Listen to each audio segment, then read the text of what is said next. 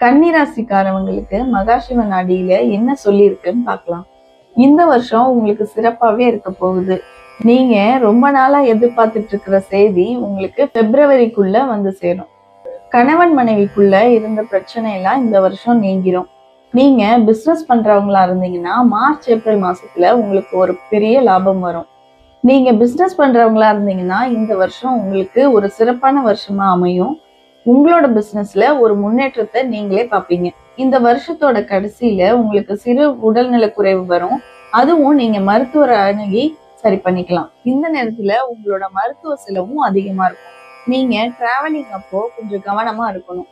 நீங்க படிச்சுட்டு இருக்கிறவங்களா இருந்தா இந்த வருஷம் உங்களுக்கு சிறப்பாவே இருக்கு. நீங்க நல்லா படிச்சு தேர்வுல வெற்றி பெறுவீங்க. கன்னிராசிக்காரவங்களுக்கு மகாசிவன் அடியில என்ன பரிகாரம் சொல்லியிருக்குன்னு பார்க்கலாம்.